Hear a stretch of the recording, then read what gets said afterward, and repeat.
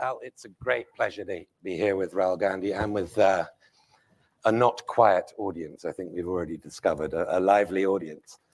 And there's a lot to discuss. I'll just keep a vague eye on the time, including the most recent election. But I'd like to start, if I may, with a higher altitude perspective of how we got here. Situation where Modi's still got a third term in spite of having had his wings clipped. How did India reach this situation? The country of pluralism, secularism, your family's great role. What happened in the last 15 years to bring this about?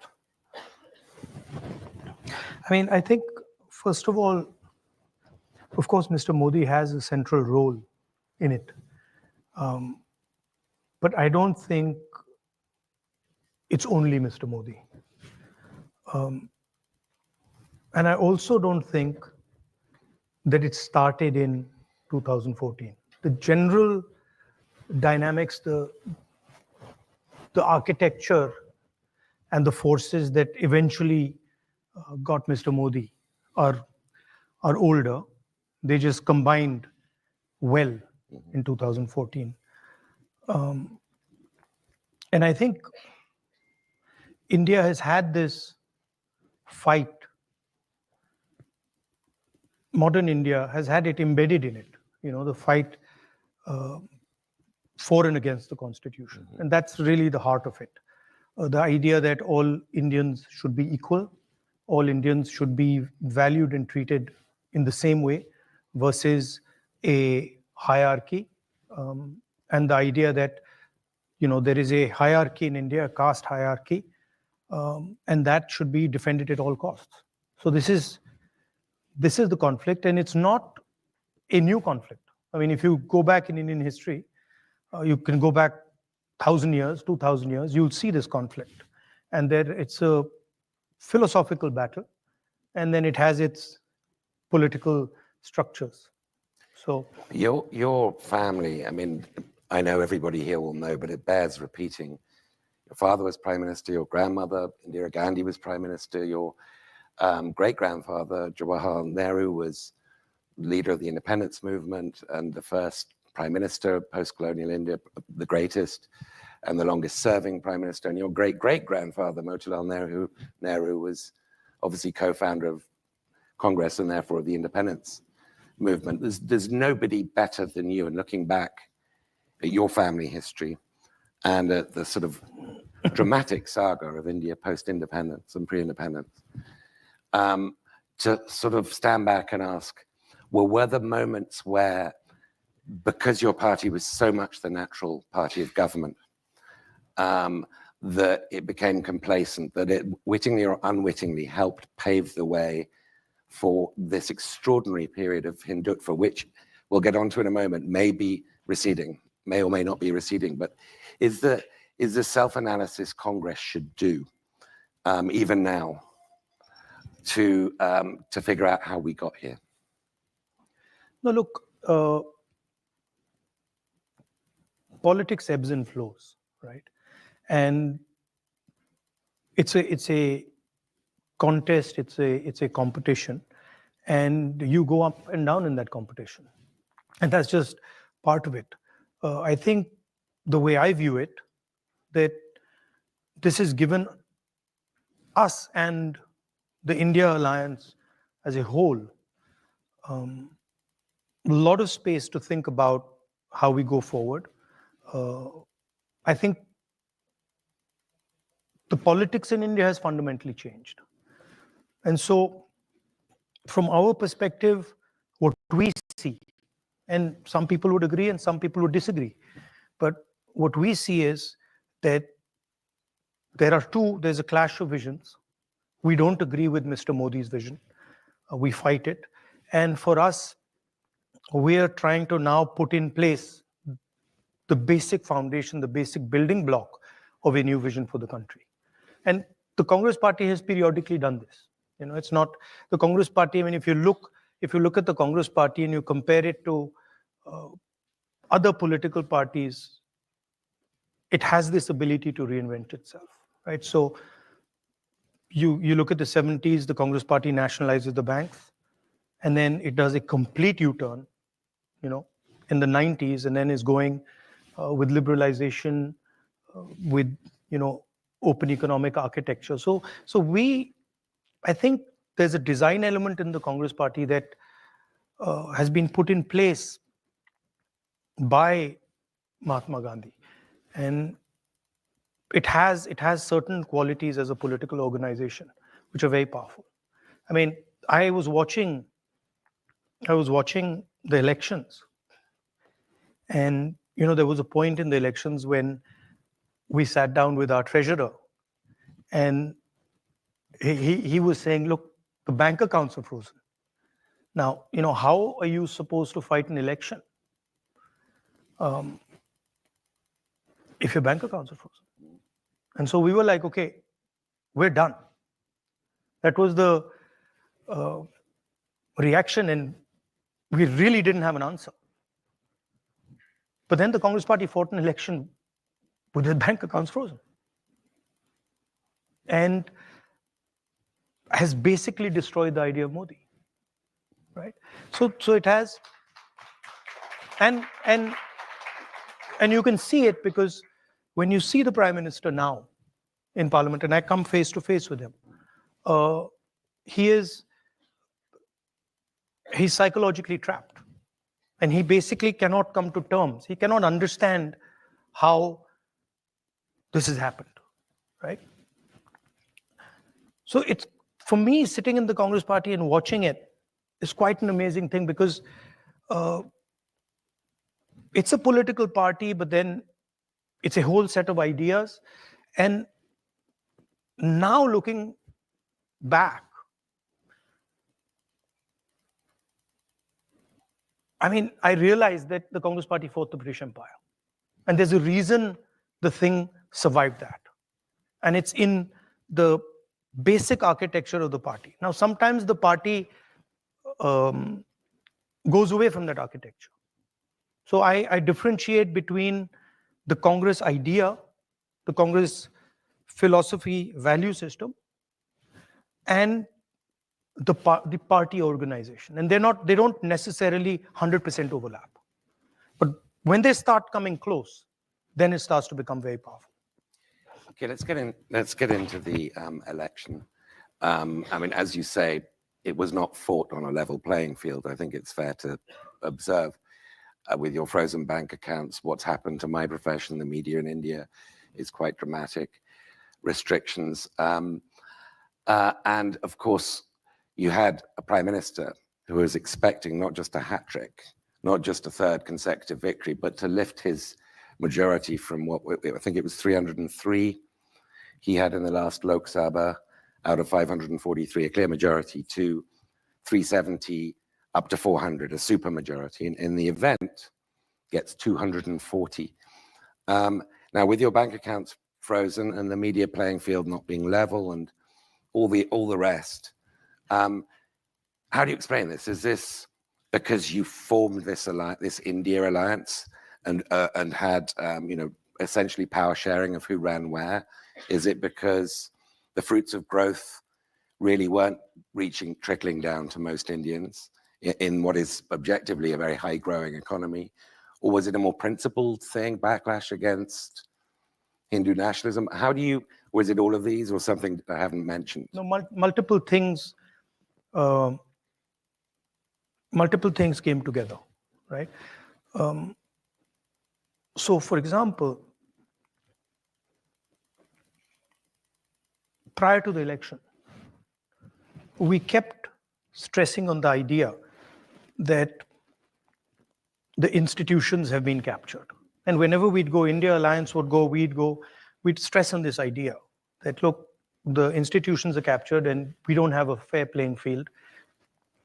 The education system is captured by the RSS. The media system is captured. The investigative agencies are captured. And we keep saying this, and people were not quite getting it.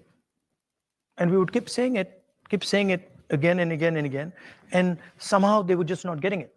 And we couldn't understand why, because we were like, it's obvious to us, it's obvious to them, and something wasn't working.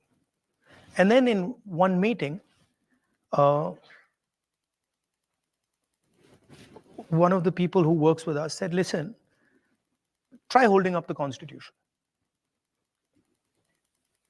And so I started holding up the Constitution. And everything we had said suddenly just exploded. So India realized in this election, and really, I mean, not to divide it so crudely, but poor India, disenfranchised India, oppressed India, that India, it understood that if the Constitution goes, the whole game is gone. And so that was the first sort of, I saw it, there was a shockwave, that when I would hold up the Constitution, it would go. Like I could see the shockwave going, that people are like, oh yeah. And then people started coming to me, when you're in these meetings, you'll start hearing from the sides that, they'll bring a constitution, or they'll start saying it. So what was very interesting to me was poor people deeply understood that now this was a fight between those who are protecting the Constitution and those who want to destroy it. So that was one very strong element. There was also the caste census issue that became big. And that's a fundamental question in India. Share, what you say in Hindi, bhagidari, of the institutions, the structure, the power of the Indian state. So these things suddenly started to come together. And at some level, I was frankly blown away by the wisdom of India.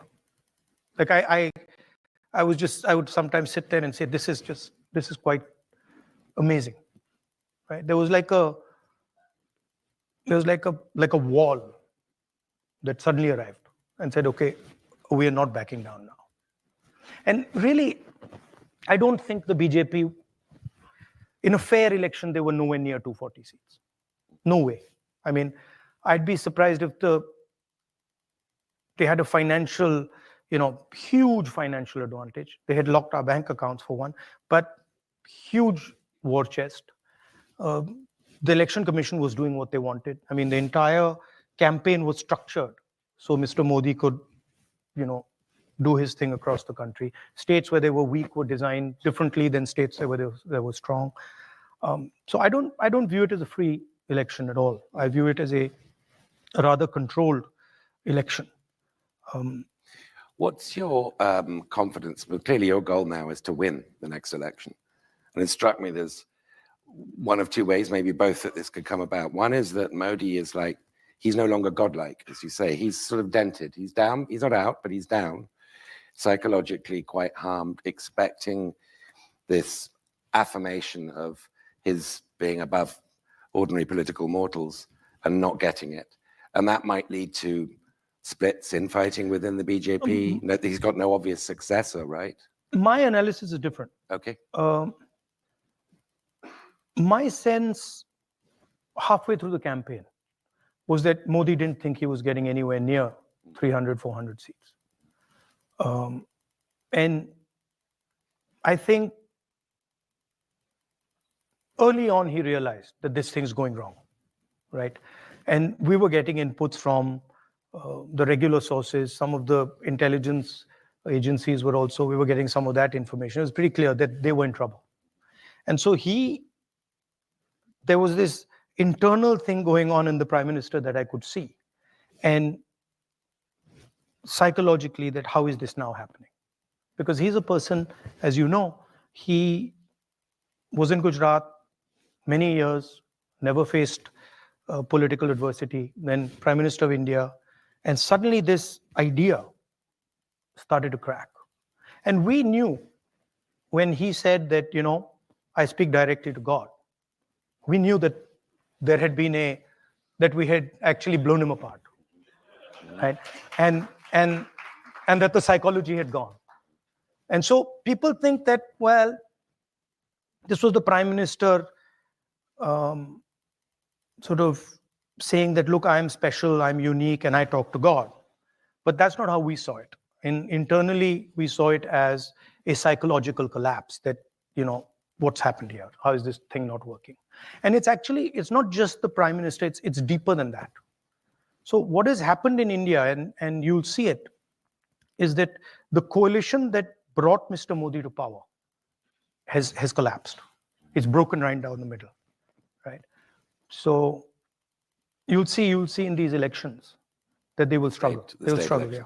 Because the basic idea that Mr. Modi is running a government for the people of India is gone. Now the idea has been replaced. 2-3 ideas have replaced it. Number one, that there is a huge nexus between the government and 2 or 3 really large businesses. 2, that the lower castes, particularly the OBCs and the Dalits, have been taken for a ride. And this is a very strong right across the board. And I mean, we poll it, we can see it. You promised during the campaign a caste census so that you could then update the share of public sector jobs. Well, you could expand the share of public sector jobs reserved for lower castes. See, there's the elephant in the room, right? Is when we talk about capture of institutions, when we talk about businesses, when we talk about the media, the elephant in the room is that 90% of India, OBCs, Dalits, Adivasis, they don't play the game. They're not even in the game, right? And that's really the elephant in the room. So the caste census is a simple exercise. And actually, it's more than the caste census. Caste census is one of 3 ideas. It's a simple exercise to say, okay, we've been, we got independence 1947. We've been going for a while now. Let's see how have the lower castes, backward castes, Dalits, how have they integrated into this system? What is it actually that they're participating in? And frankly, we've got the data. We've done our homework, we've got the data. And I can tell you, out of the top 200 businesses in India, right, there's almost no ownership of 90% of the population. I can tell you that in the highest courts of the country, there's almost no participation of 90% of India. I can tell you that in the media, national media, anchors, journalists, there is zero participation of lower caste, OBCs, Dalits, Adivasis, right? So, and the people know this. It's not that this is not known. The large mass of people understand this, and they look at India and they say, okay, where is our participation? And the idea of the caste census is simple. We've not taken any policy position. We're just saying, look, we want to understand, we want a snapshot to understand where we at. What is the participation level of lower caste, Dalits, OBCs, poor general castes, right? And that's really the caste census. Now, there are 2 other components, which we've also said, but have not really been put out that much. One is the idea of a socio-economic survey. So we want to not only understand how many Dalits there are, how many OBCs there are, but we want to understand what their social position looks like, what their financial position looks like, what their economic position looks like. And the third component, which I think is very important, is we also want to understand, we want to take a look at India's institutions. We want to look at the media. We want to look at healthcare. We want to look at education, the owners, the structures that deliver these services. And we want to get a sense of what is India's participation in these institutions. So these are an institutional survey, a socio-economic survey, and a census. Is there any reason why you wouldn't expand that to include the role of Muslims in modern They're India? included in that. It's So not they're just included Muslims. in the OBC. It's minorities. category, No, it's minorities, everybody. Muslim. It's Okay. even if you look at the general caste, you will find that there is a huge divide between poor general castes and well-off general castes, right? And that's the same for minorities. It's the same for Adivasis. It's the same for OBCs. It's the same for Dalits.